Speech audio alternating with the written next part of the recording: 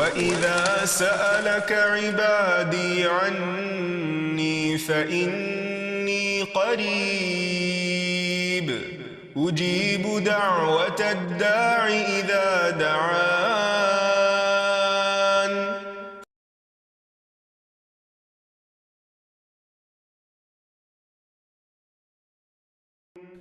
نحمده ونصلي على رسوله الكريم اما بعد فاعوذ باللہ من الشیطان الرجیم بسم اللہ الرحمن الرحیم رب اشرح لی صدری ویسر لی امری واحلل عقدۃ من لسانی یفقہوا قولی.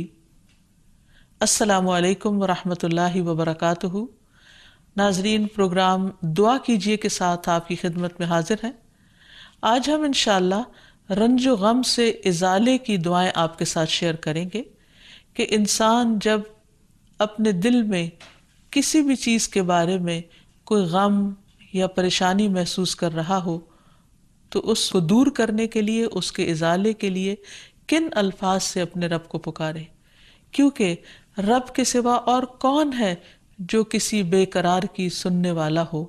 قرآن مجید میں اللہ تعالیٰ فرماتے ہیں اَمَّن يُجِيبُ الْمُضْطَرَّ إِذَا دَعَاهُ وَيَكْشِفُ السُّوءَ. پھر بھلا بتاؤ وہ کون ہے جو بے قرار کی، مضطر کی پکار سنے اور اس سے تکلیف کو ہٹا دے. وہ صرف اللہ سبحانہ وتعالیٰ ہی ہے، اور ہمارے دل بھی اسی کے ہاتھ میں ہیں. وہ جس طرف چاہے ان کو پھیر دے، کیونکہ بعض اوقات انسان ہر چیز کے ہوتے ہوئے، ہر نعمت کے ہوتے ہوئے اپنے دل کے اندر ایک غم، ایک ڈپریشن، ایک تکلیف محسوس کرتا ہے. اور بعض اوقات اسباب کچھ جانے بوجھے ہوتے ہیں، اور بعض اوقات اسباب جانتا بھی نہیں انسان، اور فگر آؤٹ کرنے کے باوجود، انالائز کرنے کے باوجود، مختلف سچویشنز کو انسان اپنا محاسبہ کرنے کے باوجود کہ کس چیز نے اس کو غمگین کیا یا دکھی کیا اس کو سمجھ بھی نہیں آتی. تو ایسے میں پھر حل کس کے پاس ہوگا؟ صرف اور صرف اس رب کے پاس جس کے ہاتھ میں ہماری جان ہے، جس کے قبضے میں ہماری جان ہے، جس کے 2 انگلیوں کے درمیان ہمارے دل ہیں. وہی ہمارے دلوں کو خوشی اور سکون سے بھر سکتا ہے. اس لیے ہمیں خوب خوب توجہ کے ساتھ اسے پکارنا چاہیے. حدیث میں آتا ہے، ابو ہریرہ کی روایت ہے، رسول اللہ صلی اللہ علیہ وسلم نے فرمایا، جو مسلمان اپنا چہرہ اللہ عز و جل کے سامنے گاڑ کر کسی چیز کا سوال کرتا ہے، اللہ اسے وہ چیز ضرور عطا فرماتا ہے، خواہ وہ اسے جلدی عطا کرے یا اس کے لیے ذخیرہ کر کے رکھ لے، یعنی آخرت کے لیے.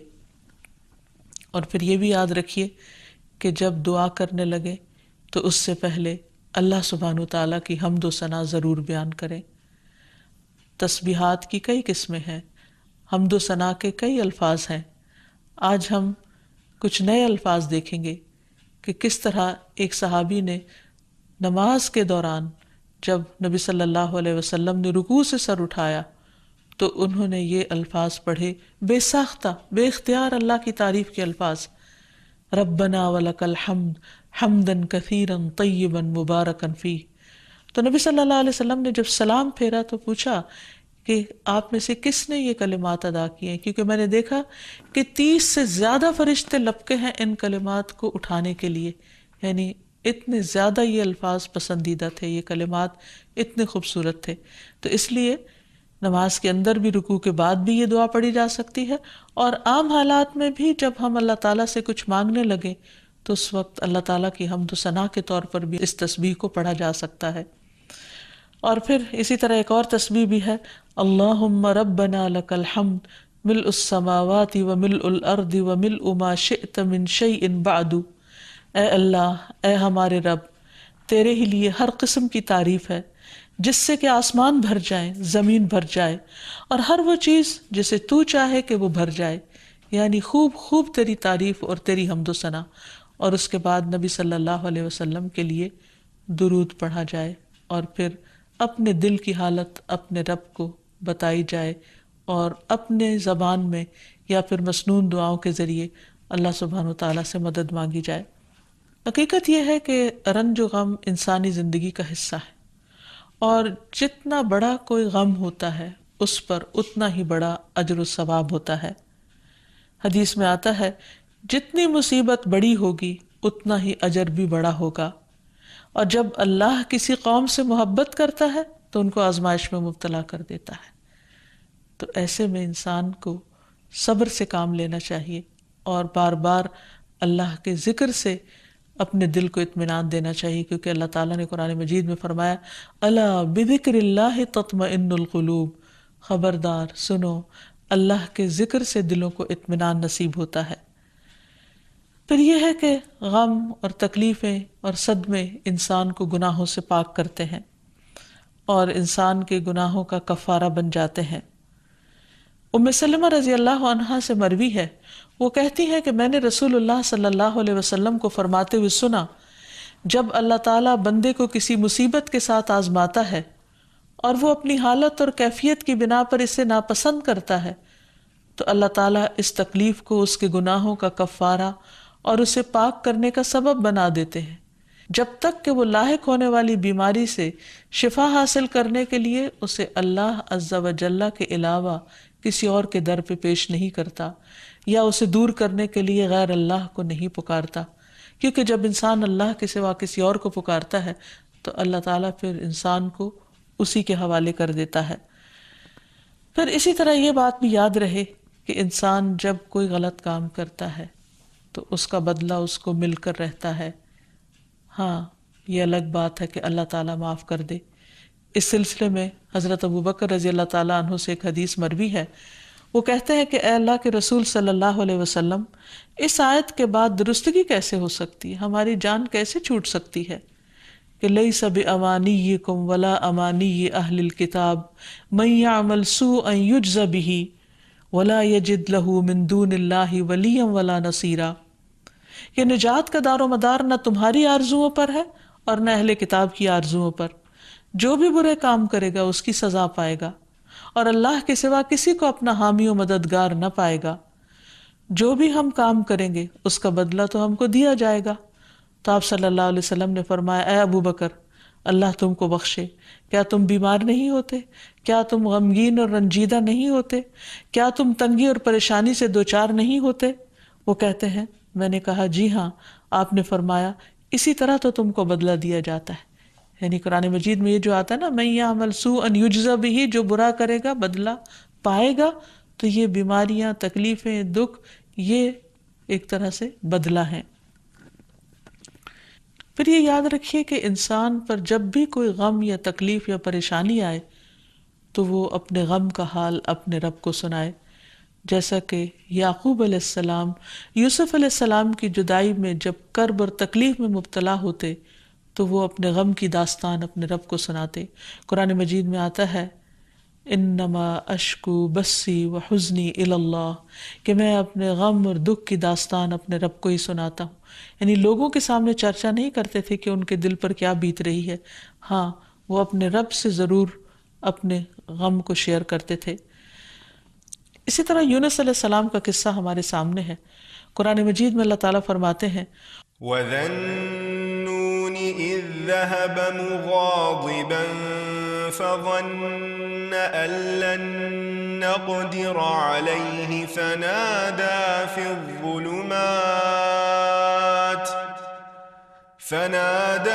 الظُّلُمَاتِ أَن لَّا إِلَٰهَ إِلَّا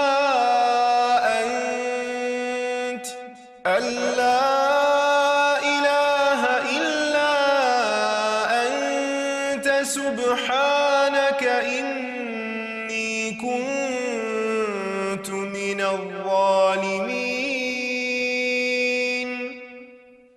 فاستجبنا له ونجيناه من الغم وكذلك ننجي المؤمنين۔ اور مچھلی والے کو جب وہ غصے سے بھرا ہوا چلا گیا، بس اس نے سمجھا کہ ہم اس پر گرفت تنگ نہ کریں گے، تو اس نے اندھیروں میں پکارا کہ تیرے سوا کوئی معبود نہیں، تو پاک ہے، یقیناً میں ظلم کرنے والوں میں سے ہوں۔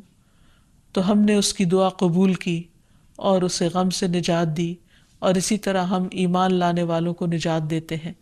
یعنی جس طرح یونس علیہ السلام کو اس کلمے کی بدولت غم سے نجات دی، تو اللہ تعالیٰ کا وعدہ ہے کہ باقی اہل ایمان کو بھی ہم غم سے نجات دیں گے اسی کلمے کی برکت سے۔ پھر اسی طرح یہ ہے کہ انسان عملی طور پر بھی کچھ طریقے اختیار کرے غم کو دور کرنے کے، یعنی دعاؤں کے ساتھ ساتھ۔ اس میں سب سے پہلی بات تو یہ کہ انسان جب اس سے کوئی چیز کھو جائے، کوئی انسان فوت ہو جائے، تو اسے اللہ تعالیٰ کا فیصلہ سمجھ کر قبول کرے کہ ایسا تو ہونا تھا، کیونکہ دنیا میں کوئی بھی چیز ہمیشہ کے لیے انسان کے پاس نہیں رہ سکتی۔ انسان کی صحت، اس کی اولاد، اس کا مال و دولت، اس سے ملنے والے بے شمار نعمتیں، یہ اللہ تعالیٰ کی طرف سے ایک امانت ہے، اور اپنا وقت پورا کرنے کے بعد ایک کے بعد ایک چیز رخصت ہوتی چلی جاتی۔ کوئی بھی چیز انسان کے پاس ہمیشہ نہیں رہ سکتی، اور دس از اے فیکٹ، یہ ایک یقینی بات ہے، اس پر انسان کا ایمان ہونا چاہیے۔ اور جب اللہ تعالیٰ کوئی چیز دے تو انسان شکر ادا کرے، اور جب کوئی چیز لے لے تو سمجھے کہ اب اللہ تعالیٰ نے اپنی نعمت واپس لے لی اور اس پر مجھے جزا فضا کرنے کا کوئی حق نہیں ہے۔ پھر اسی طرح یہ ہے کہ انسان اللہ پر بھروسہ کرے، اور ایک چیز جانے کے بعد یہ سوچے کہ اللہ تعالیٰ مجھے اس سے بہتر عطا کریں گے، یعنی اللہ تعالیٰ کے بارے میں مثبت سوچ رکھے، اسے اللہ تعالیٰ کا ظلم قرار نہ دے کہ میرے ساتھ اچھا نہیں ہوا کہ اللہ نے مجھ سے فلاں چیز لے لی۔ نہیں، نبی صلی اللہ علیہ وسلم نے حضرت ام سلمہ کو یہ دعا سکھائی تھی، اللہم اجرنی فی مصیبتی واخلف لی خیرا منہا، جب ان کے شوہر ابو سلمہ کا انتقال ہوا تھا کہ اللہ مجھے اس مصیبت میں اجر عطا کر اور مجھے اس سے بہتر چیز عطا کر، اور بعد میں ان کا نکاح نبی صلی اللہ علیہ وسلم کے ساتھ ہوا۔ پھر اسی طرح یہ ہے کہ جو شخص اللہ تعالیٰ کے فیصلوں پر راضی ہو جاتا ہے، اللہ تعالیٰ بھی اس سے راضی ہوتا ہے، تو اس لیے تکلیف آنے پر بھی انسان کو الحمدللہ کہنا چاہیے کہ اللہ تیرا شکر ہے، یعنی میں ہر حال میں تجھ سے راضی ہوں۔ نبی صلی اللہ علیہ وسلم پر کوئی تکلیف یا رنج و غم کی کیفیت آتی تو آپ فرماتے الحمدللہ علی کل حال، میں ہر حال میں اللہ تعالیٰ کا شکر ادا کرتا ہوں۔ پھر اسی طرح یہ ہے کہ انسان کثرت سے تسبیح کرے، کیونکہ تسبیح کرنا انسان کے رنج و غم کو دور کر دیتا ہے۔ وَلَقَدْ نَعْلَمُ أَنَّكَ يَضِيقُ صَدْرُكَ بِمَا يَقُولُونَ فَسَبِّحْ بِحَمْدِ رَبِّكَ وَكُن مِّنَ السَّاجِدِينَ وَاعْبُدْ رَبَّكَ حَتَّى يَأْتِيَكَ الْيَقِينُ، اور بلا شبہ یقیناً ہم جانتے ہیں کہ بے شک آپ کا سینہ اس سے تنگ ہوتا ہے جو وہ کہتے ہیں، یعنی لوگوں کے باتیں بنانے پر آپ تنگ ہوتے ہیں، بس اپنے رب کی حمد کے ساتھ تسبیح کیجیے اور سجدہ کرنے والوں میں سے ہو جائیے، اور اپنے رب کی عبادت کیجیے یہاں تک کہ آپ کے پاس یقین آ جائے، یعنی وفات کا وقت آ جائے۔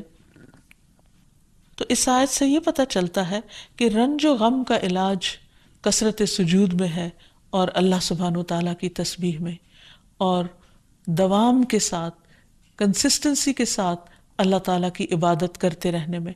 یعنی عموماً جب انسان پر کوئی غم آ جاتا ہے تو عبادت کی قوت کم ہو جاتی ہے، حالانکہ عبادت ہی اس غم کو دور کرنے کا ذریعہ بنتا ہے، تو اس کی پابندی ضروری ہے۔ نبی صلی اللہ علیہ وسلم جب بھی کوئی تکلیف ہوتی، جب بھی کوئی پریشانی ہوتی، فوراً نماز کی طرف رجوع کیا کرتے تھے۔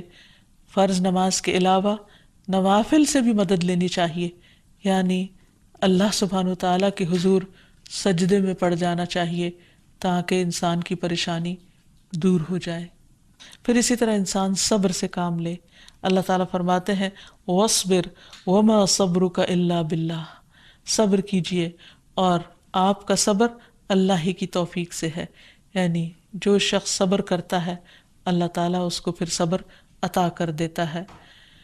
پھر اسی طرح یہ ہے کہ انسان زبان سے برے الفاظ ادا نہ کرے۔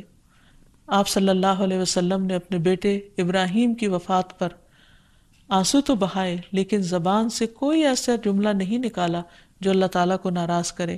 آپ نے فرمایا آنکھ روتی ہے، دل غمگین ہوتا ہے، مگر ہم وہی بات کہتے ہیں جس سے ہمارا رب راضی ہے۔ اے ابراہیم، ہم تمہاری جدائی کے سبب غمگین ہیں، یعنی ہمیں دکھ ضرور ہے لیکن زبان سے کوئی ایسی بات نہیں کریں گے جو اللہ تعالیٰ کو ناراض کرنے والی ہو۔ پھر اسی طرح انسان جزا فضا نہ کرے بلکہ اللہ تعالیٰ کا ذکر کرے، کیونکہ انسان زبان سے اگر ایسی باتیں نکالے بھی جو اللہ تعالیٰ کو ناراض کرنے والی ہیں، تو اس سے انسان کے غم کا ازالہ نہیں ہو سکتا۔ اور پھر سب سے بڑی بات یہ کہ انسان آخرت کا غم خود کو لگا لے، کیونکہ جو شخص آخرت کے غم میں مبتلا ہو جاتا ہے اس کے لیے دنیا کے غم بہت آسان ہو جاتے ہیں، اور ساتھ ساتھ دعاؤں کے ذریعے اللہ تعالیٰ سے مدد لیتا رہے تاکہ غموں کو نبھانا آسان ہو جائے۔ نبی صلی اللہ علیہ وسلم کو جب کوئی غم پہنچتا یا کوئی پریشانی ہوتی تو آپ فرماتے، یا حی یا قیوم برحمتک استغیث، اے زندہ رہنے والے، اے قائم رہنے والے، تیری رحمت کے وسیلے سے فریاد کرتا ہوں، یا اللہ تو میرا غم دور کر دے۔ ایک اور مسنون دعا ہے، اللہم انی اعوذ بک من الہم والحزن والعجز والکسل والبخل والجبن ودلع الدین وغلبۃ الرجال۔ اے اللہ میں تیری پناہ مانگتا ہوں غم، عاجزی، سستی، بخل، بزدلی، قرضداری کے بوجھ اور ظالم کے اپنے اوپر غلبے سے۔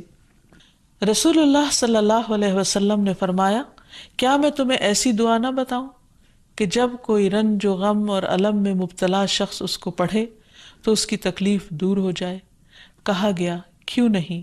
آپ نے فرمایا وہ مچھلی والے کی دعا ہے، لا الہ الا انت سبحانک انی کنت من الظالمین، تیرے سوا کوئی الہ نہیں، تو پاک ہے، بے شک میں ہی ظالموں میں سے ہوں۔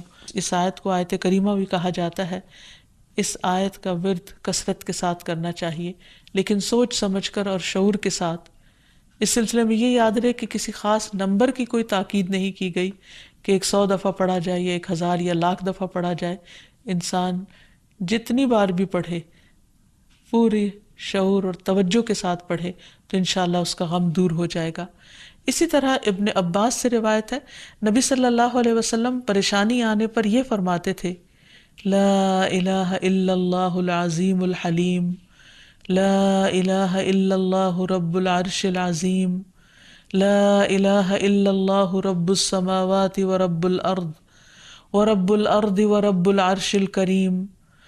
اس اللہ کے علاوہ کوئی معبود نہیں جو بڑا عظیم اور بردبار ہے، اس اللہ کے علاوہ کوئی معبود نہیں جو عرش عظیم کا مالک ہے، اس اللہ کے علاوہ کوئی معبود نہیں جو زمین و آسمان اور عرش کریم کا رب ہے۔ اسی طرح نبی صلی اللہ علیہ وسلم نے حضرت اسماء بنت امیس کو یہ دعا سکھائی تھی، اللہ اللہ ربی لا اشرک بہ شیئا، اللہ ہی میرا رب ہے، میں اس کے ساتھ کسی کو شریک نہیں کرتا۔ تو آپ نے فرمایا جب تم میں سے کسی کو کوئی پریشانی یا غم پہنچے تو اسے یہ دعا پڑھنی چاہیے۔ اسی طرح ایک اور بہت خوبصورت دعا ہے جو ہر طرح کے غم سے نجات دینے والی ہے۔ رسول اللہ صلی اللہ علیہ وسلم نے فرمایا، کسی شخص کو جب کوئی غم اور دکھ لاحق ہو تو وہ یہ کلمات کہہ لے، اللہم انی عبدک وابن عبدک وابن امتک ناصیتی بیدک ماض فی حکمک عدل فی قضاؤک اسألک بکل اسم هو لک سمیت بہ نفسک او علمتہ احدا من خلقک او انزلتہ فی کتابک او استأثرت بہ فی علم الغیب عندک ان تجعل القرآن ربیع قلبی ونور صدری وجلاء حزنی وذہاب ہمی۔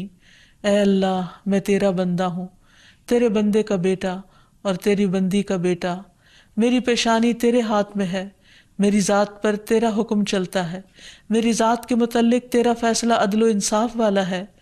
میں تجھے تیرے ہر اس نام کا واسطہ دے کر کہتا ہوں جو تو نے اپنے لیے خود تجویز کیا یا اپنی مخلوق میں سے کسی کو وہ نام سکھایا یا اسے اپنی کتاب میں نازل فرمایا یا اسے اپنے پاس علم غیب میں ہی اسے محفوظ رکھا، کہ تو قرآن کو میرے دل کی بہار، سینے کا نور، غم میں روشنی اور پریشانی کی دوری کا ذریعہ بنا دے، تو اللہ تعالیٰ اس شخص کا غم دور کر دیں گے اور اس کی جگہ کشادگی پیدا کر دیں گے۔ کسی نے پوچھا کہ اللہ کے رسول صلی اللہ علیہ وسلم کیا ہم اس دعا کو سیکھ نہ لیں؟ فرمایا کیوں نہیں، جو بھی اس دعا کو سنے اس کے لیے مناسب ہے کہ وہ اسے سیکھ لے۔ یعنی ہر شخص کسی نہ کسی طرح غم میں سے گزرتا ہے اور اس کو اس کی ضرورت پڑ سکتی ہے، اس لیے اسے سیکھ لینا چاہیے۔ اسی طرح کرب کے وقت نبی صلی اللہ علیہ وسلم جب کسی پر دم کرتے تو یہ دعا پڑھا کرتے تھے، امسح البأس رب الناس بیدک الشفاء لا یکشف الکرب الا انت، اے لوگوں کے رب اس کی تکلیف کو دور فرما، شفا تیرے ہی ہاتھ میں ہے، اس تکلیف کو تیرے سوا کوئی دور نہیں کر سکتا۔ تو گویا انسان کسی بھی غم، گھٹن، پریشانی، تنگی، تکلیف میں اپنے رب سے خوب خوب دعا کرے، اس یقین کے ساتھ کہ یہ تکلیف صرف وہی دور کر سکتا ہے، اور جب یقین کے ساتھ دعا کرے گا تو دعا قبول بھی ہوگی۔ تو اللہ تعالیٰ سے دعا ہے کہ وہ ہمارے سب کے دلوں کو قرآن کے نور سے منور کر دے اور غموں کے اندھیروں کو دور کر دے اور ہمارے دلوں کو راحت اور اطمینان نصیب فرمائے۔ وآخر دعوانا ان الحمد للہ رب العالمین۔ السلام علیکم ورحمۃ اللہ وبرکاتہ۔ ولم أكن بدعائك